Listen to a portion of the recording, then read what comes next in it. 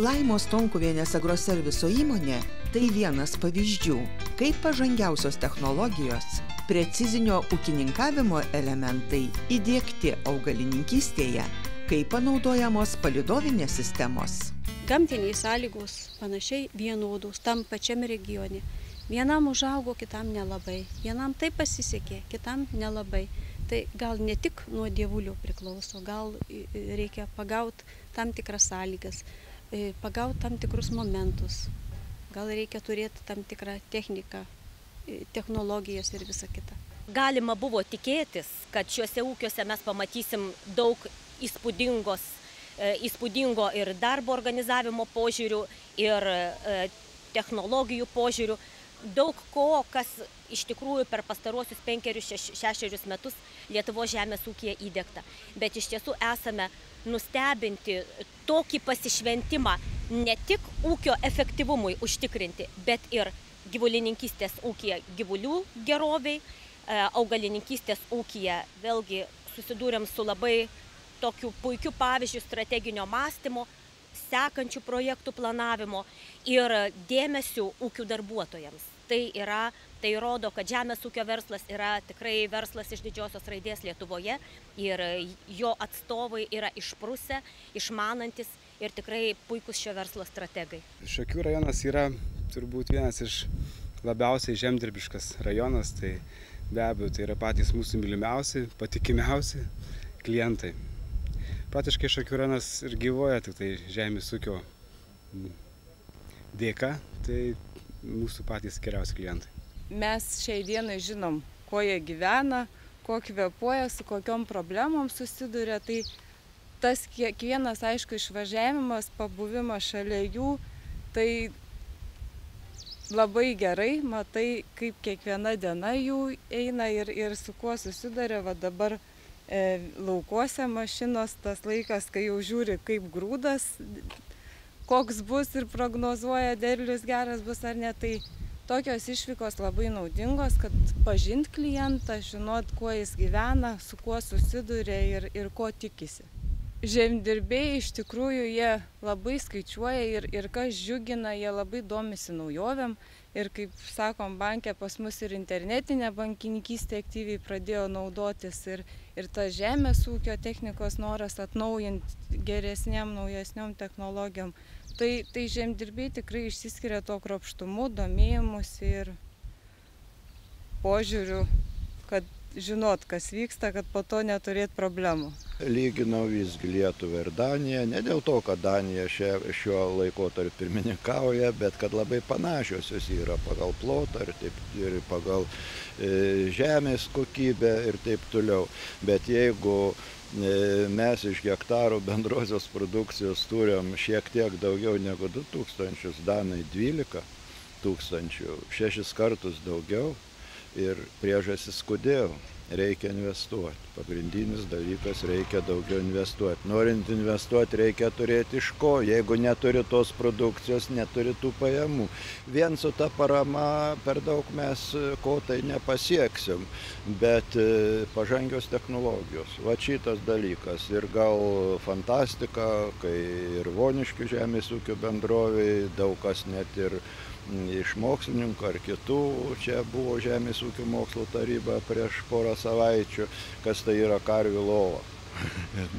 Iš tikrųjų, ne koks tai matrasas ten patiestas ar taip toliau, bet tai iš tikrųjų tos technologijos, klimatas, bet kainuoja šitie visi dalykai, bet kokybė pieno ir taip toliau, liliputo sūriui tai vienintelė, kai sakoma, tinkamas pienas, sveikatingumas gyvulių ir taip toliau, aplinka, tvarka, kompleksiškai žmonės daro, žvelgdami prie pastangų. Mes ne dėl to, kad čia gigantiškus ūkius parodyti ir taip toliau, bet akcentas yra technologijos. Daug kas stebisi, kad naktį galima pasėti ir matėm laukus, kaip tiksliai pasėta. Manau, čia mūsų žemės ūkio Lietuvos ateitis.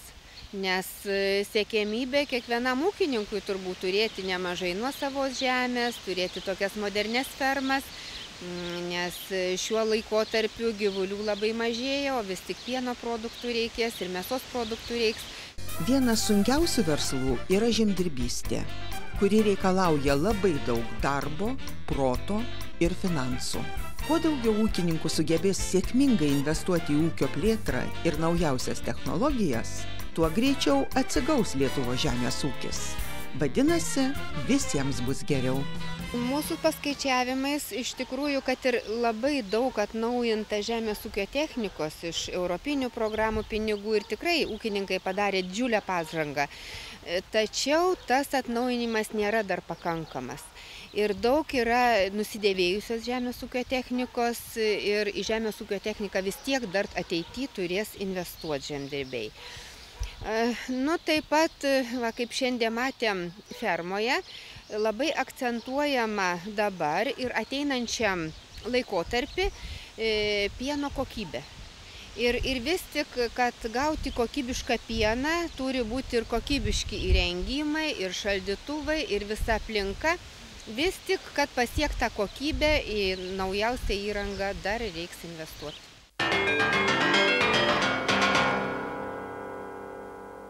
Vėl tęsėme pasakojimą apie respublikinį tarmiškos kūrybos konkursą. Dauguma jo dalyvių buvo įvairių protarmių aukštaičiai, bet nestigo ir žemaičių bei dzūkų. Pasodinau vyšnaitį, rozų su brolaliu. Mažukė sparčiai auga, brolalio neturiu. Jau nepareis kelaliais ir prie širdies neglaus. Cik toj laiba vyšnaitė pareinančio vis lauks. Baltai kvietkeliais puošis, vėjelis juos barštis, o man dušelai glostis, užslinkęs ilgesys. Bet kad nepabaig tau savo tokios trumpos dzūkiškos šnekos, pasakysiu dar vieną, linksmesnį, kad jums visiems linksmiau būtų. Apie pavasarį. Irgi iš savo kaimuko. Špokai dziedulio liepui smagiai sau švilpiniuoja. Jie busilai parlaikiais parnaiciais musikuoja. Gulbelas nendrini, skrebnai lizdelis įsuka. Būktai šiuo metu turės 7 gulbiukų. O aš einu miškan, žibutį paieškosiu. Jei surasiu širdelę, jas tau padovanosiu. Šaltinis akmenaitės takelį savo pasklojo. Aš už tavį saulalą tėvulį dėkavoju. Ir jums dėkavoju, ir organizatoriam. Ačiū. Susigundžiau rašyti tokius trumpukus. Na, bet jie tarmiški, vakarų aukštaičių, kaunieškių daugiau galima sakyti, šneka. Ir tų trumpukų buvo 2, kaip nekeista, Velykų metas, pasižiūriu, kad abu jie apie paukščius. Tai tas pirmasis, lūkštakė valia, geltonsnapis krykštauja, čėsas krikštynam. Antras toks rudeniškas, kadangi pirmas labai ilgas, tai truputį daugiau paskaitysiu. Busilai keliai, skūpas baltramėjus, nėr pavakarių.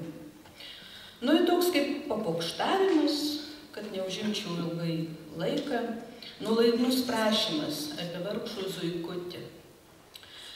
Zuikiai tik tai šienų krantą, geria vandenėlį šventų, mes išbudavosim būstų ir parūpinsim kapustų. Būk valyvas, tavį prašom, na tai zuikelį rašom, gausi žiemos sausą šieną, o užgerti šiltą pieną. Linksmas išvalus triksaisi, šypsenos mum negailaisi, ką pamatom tavo lūpų ir visiems mum kelia ūpų. Jei pritruktumgi kapustų, morkas, sugriūtų būstas, kad kiškučiai būti gimė, nesušaltų, duok mum žinį. Mylimės tavi be galą, viskų nešim tau nukstalą, a dabar pusny pašaukė, ilgausių šleivų šokė. Šaltis nukorė galvų ir pastraukė šiauriau. Geriau jau Anas lakstys pridabodamas elnius, negu kentės šilvas bitkus. Tom raudas bais apsidžiaugė upeliokas, Ištas rodas ėmęs Anas kalbinti akmenų, kad rašonus lygina akmenų čėsų. Nu tai prasbuda iš miegų.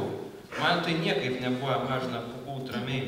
Ir paporinau peliokas, kaip Ana miegų trūkdė vaikiokai, katre raižė ją ladų žiemų čeždami, reikina Anis pristaisį bobų, eda ir saulą visiškai nukvaka. Pradėjo anksčiau pavasarį šaukti. Kur buvai, kur nebuvai, untės ėmė kedentę undenį, tai visiškai neliko ramybės ir poilsio. Taip ir nesuprasi, ar ant skundės ar džiaugės. Nu ir durnai, sako jam akma, pagulėk tu į paundenį nieką neįveismas, tai suprasi, kad ram sunkiau. Nu tai inšposų apsmainam vietą pasiūliau peliokas. Nieka nelaukis, tų žodžių akma pavirta in peliokų, peliokas in akmenį. Iš roza ėmęs Anis džiaugtės naujų ingautais pavydalais, akma iki pusės vasaras mėgan parlinda, peliokas netvėrė savo naujų skūrojų. O dabar tas eilėraštis, uns kadangi bus neilgs, tai aš būtent, kaip sak, tu pasinaudojau, pasirūkot, pasakyti to, ko aš norėjau.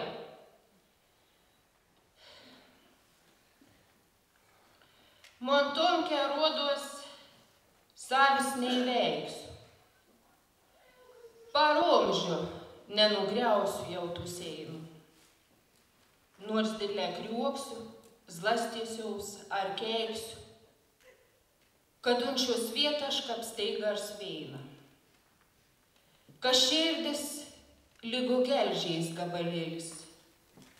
Regėti visi retė, vis sruonas, vo aplink muni tik medienis lėlis, kad užvardėjams majernus žmonės.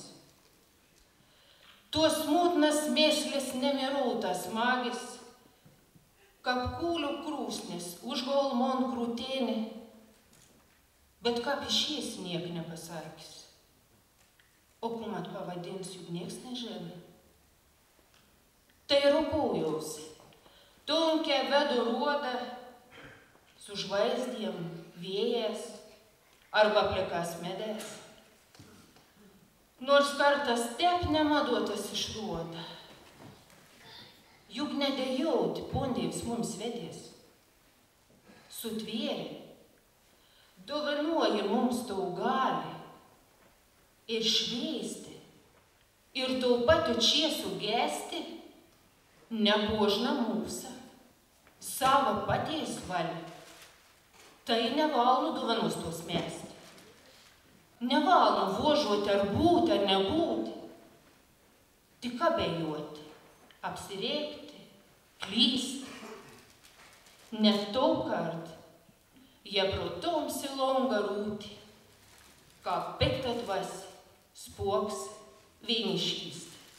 Dėkui uždėmesį.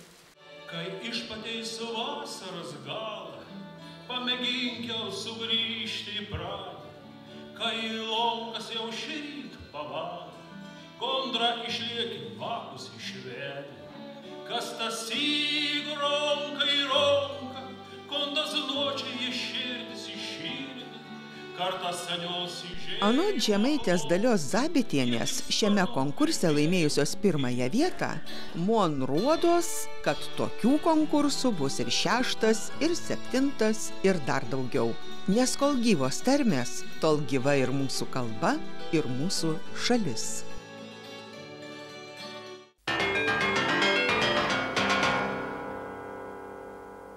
Praėjusioje laidoje klausėme, kur Lietuvoje geriau gyventi – Vilniaus rajone ar Širvintų rajone. Šį kartą daugiau jūsų balsų teko Širvintų rajonui. Sveikiname laimėtoją ir dėkojame, kad balsavote. Šiandien klausėme, kur Lietuvoje geriau gyventi – Plungės rajone ar Telšių rajone. Balsuoti kviečiame internetu, laidos svetainėje gimtojižemė.lt arba telefono numeriu 861110909, siunčiant trumpąsias žinutes su tekstu Plungės arba Telšių. Kviečiame balsuoti visus turinčius nuomonę šiuo klausimu. Jūsų atsakymų laukiame iki trečiadienio 24 valandos. Rezultatus paskelbsime kitoje Gimtosios žemės laidoje ir interneto svetainėje gimtojižemė.lt. Šiandien tiek apie gyvenimą Lietuvoje. Susitiksime su jumis kaip įprasta kitą šeštadienį. Iki.